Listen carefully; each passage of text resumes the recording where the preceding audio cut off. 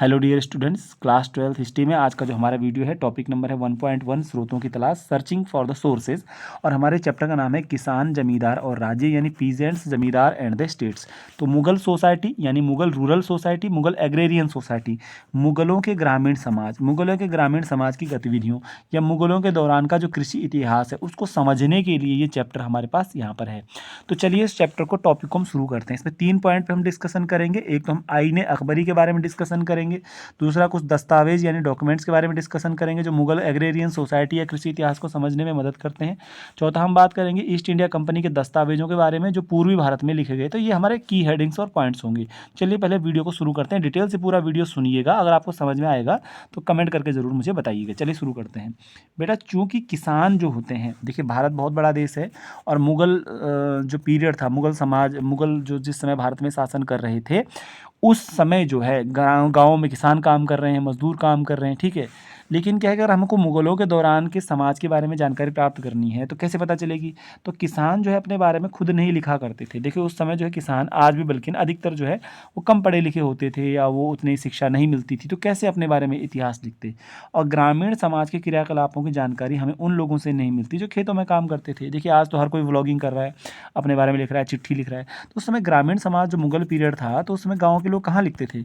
अब हमें उस समाज के बारे में जानना है आज, ठीक है। आज से लगभग समझ लीजिए 300-400 साल के पहले के बारे में जानना है, 400-500 साल के पहले के बारे में जानना है।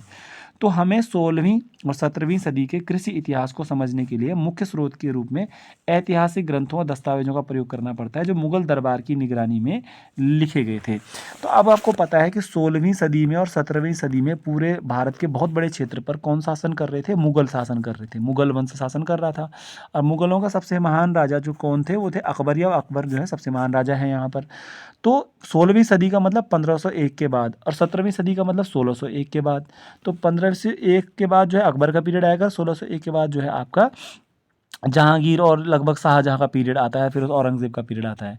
तो इन पीरियड्स के बारे में, इस समय के कृषि इतिहास को अगर समझना है कि गांव में कर व्यवस्था क्या थी, सिंचाई व्यवस्था क्या थी, फसलों की व्यवस्था क्या थी, राजस्व व्यवस्था क्या थी, इसके अलावा जो है जमींदारों की स्थिति क्या है, इस तरह से गाँवों के बारे में जानना है। तो हमारे पास जो है मुख्य स्रोत क्या है फिर हमारे पास 17वीं और 16वीं? तो 17वीं और 16वीं सदी में जो राजा थे, जो मुगल बादशाह थे, वो ऐतिहासिक ग्रंथ लिखवाते थे और दस्तावेज भी लिखवाते थे। तो उनको पढ़ करके हमें मुगलों के कृषि इतिहास को समझने में मदद मिलती है। और वो मुगल दरबार की निगरानी में लिखे गए थे, यानी मुगल दरबार इन ग्रंथों को लिखवाता था। जैसे अकबर के आदेश पर अकबरनामा लिखवाया गया, और अकबरनामा का एक प्रमुख भाग है आईने अकबरी, जिस पे हम आगे चर्चा करेंगे। इसी तरह जहांगीर ने जहांगीरनामा, किसी ने बादशाहनामा लिखवाया, इस तरीके से है ना चीज़ें लिखवाते जा रहे थे। तो आइए शुरू करते हैं। तो मुगलों का कृषि इतिहास को हमको समझना है तो ये महत्वपूर्ण कार्य हमको करने ही पड़ेंगे, ये चीज़ें देखनी पड़ेंगी। अब इसमें महत्वपूर्ण क्या है? महत्वपूर्ण ये है कि सबसे महत्वपूर्ण जो है ऐतिहासिक ग्रंथों में एक था आईने अकबरी। नोट कर लीजिएगा कि मुगलों के कृषि इतिहास को समझने के लिए सबसे महत्वपूर्ण ग्रंथ जो ऐतिहासिक ग्रंथ था वो था आइन ए अकबरी। आइन ए अकबरी जो है फारसी भाषा में लिखा गया था अबुल फजल के द्वारा, और आइन का मतलब होता है दर्पण या शीशा, इस तरह से समझ लीजिए आप। तो आइन ए अकबरी अबुल फजल के द्वारा लिखा गया था, जिसमें अकबर के दरबारी इतिहासकार अबुल फजल ने लिखा। किसने लिखा? अकबर के दरबारी इतिहासकार अबुल फजल ने लिखा। अब इसमें क्या है, सीधे शॉर्ट में अपना मामला समझ लीजिए कि अबुल फजल ने लिखा था कि खेतों की नियमित जुताई की तसल्ली करने के लिए राज्य के नुमाइंदे करों की उगाही के लिए और राज्य व ग्रामीण सत्तापोषों यानी कि जमींदारों के बीच के रिश्तों के नियमन के लिए जो भी इंतजाम राज्य ने किया उसका लेखा जोखा इस ग्रंथ में मिलता है। यानी आईने अकबरी एक ऐतिहासिक ग्रंथ है और ये अकबरनामा का एक भाग है जिसको अबुल फजल ने लिखा।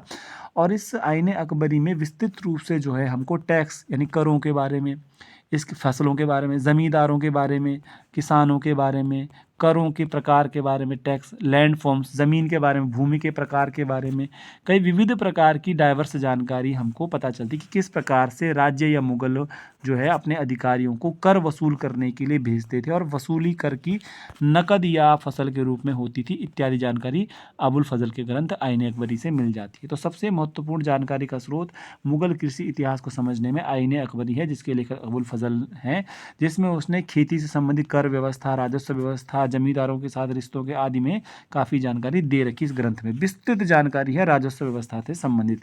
तो पॉइंट नंबर 1 यहाँ से हो जाएगा। फिर आते हैं पैराग्राफ नंबर 2 पे। पैराग्राफ नंबर 2 है यहाँ पर, इससे कुछ मुख्य रूप से पेपर में लिखने लायक तो कुछ भी नहीं है।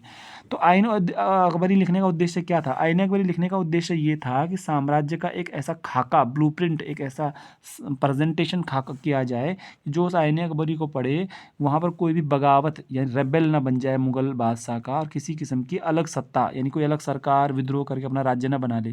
तो इस जो पूरा पोर्शन है, ये कोई भी ऐसा यहाँ पर इस पोर्शन का पेपर में कोई औचित्य नहीं है, तो इसको आप मत पढ़िएगा। तो पॉइंट एक तो मैं पहले आपको डिस्कस कर चुका हूँ। वो पॉइंट एक ये था कि महत्वपूर्ण ग्रंथ है आईन अकबरी, अबुल फजल ने लिखा फारसी भाषा में, जिसमें कि मुगल कालीन जो है कृषि को समझने के लिए पर्याप्त जानकारी मिलती है, मुगल कालीन राजस्व को समझने के लिए, मुगल कालीन कर व्यवस्था को समझने के लिए, जमींदारों को समझने के लिए, किसानों की स्थिति, सिंचाई की स्थिति समझने के लिए पर्याप्त जानकारी हमको आईन अकबरी से मिल जाती है। तो पैराग्राफ नंबर 2 से कोई दिक्कत नहीं है, पैराग्राफ नंबर 3 से जानकारी मिली। इसके अलावा अन्य स्रोत क्या है जो मुगल ग्रामीण समाज और मुगलों के कृषि इतिहास को समझने में मदद करता है?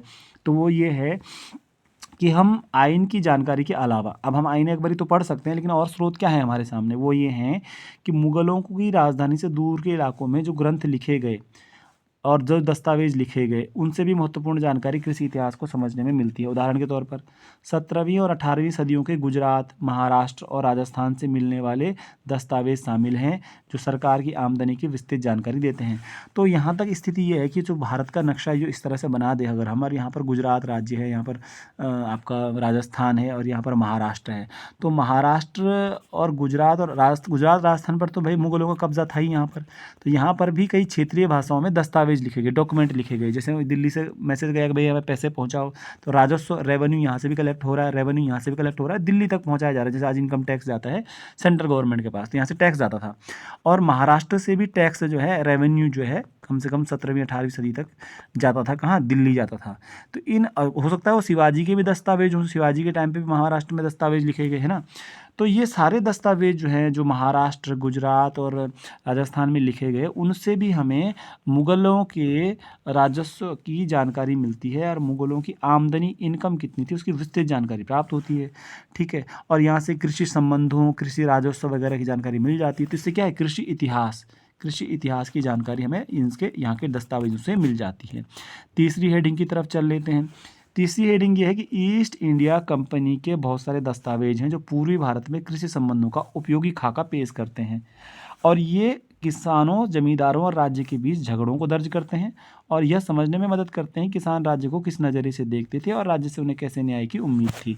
अब पूर्वी भारत में कौन सी पावर बैठी हुई है? अगर हम 17वीं 18वीं सदी की बात करें, ये जो बंगाल वाला हिस्सा, आपको पता है कि अंग्रेज जब आए थे तो इधर से आए और वो कालीकट में उतरे थे, फिर धीरे धीरे करके उन्होंने बंगाल को कब्जे में लिया था। बंगाल को किसने? अंग्रेजों ने। तो ये पूरा बंगाल वाला हिस्सा को हम क्या बोलते हैं? ये है ईस्टर्न इंडिया। ये क्या है? ईस्टर्न इंडिया, ये वाला। तो यहाँ पर भी कुछ डॉक्यूमेंट लिखे गए थे, किसके द्वारा? ये लिखे गए थे ईस्ट इंडिया कंपनी के द्वारा। किसके द्वारा? ईस्ट इंडिया कंपनी ने कुछ दस्तावेज लिखे थे पूर्वी भारत में, मुख्य तौर पर समझ लीजिए आप उड़ीसा और बंगाल, है ना, बंगाल में। तो वहाँ जो दस्तावेज, अंग्रेजों के दस्तावेज हैं ईस्ट इंडिया कंपनी का, अगर उनको पढ़ेंगे तो उससे भी हमें कहीं ना कहीं कृषि संबंधों का, कृषि संबंधी जानकारी समझ लीजिए पता चलती है मुगल काल की। और इसमें यह भी पता चलता है कि किसान के और जमींदार और राज्य के बीच कितने झगड़े थे। किसान का झगड़ा जमींदार से होता था और जमींदार का झगड़ा जो है राज्य से होता था। उदाहरण के तौर पर पूरे भारत में मुगल हैं, शासन कर रहे हैं। मुगल दिल्ली में राजधानी इनकी है, यहाँ बंगाल भी है। अब यहाँ से टैक्स किस तरह से बंगाल से ऊपर जाएगा, कभी कभी आनाकानी करेंगे बंगाल जो राज्य है उसके लोग, है ना। तो इससे टैक्स के बारे में जो विवाद हो उनको भी नोट कर रही है कंपनी। और जो जमींदार को कर जिसने देना है, किसान ने, तो किसान भी कई बार कर नहीं चुका पाते थे जमींदार को, है ना, यहाँ बंगाल के अंदर ही। तो कहीं ना कहीं किसान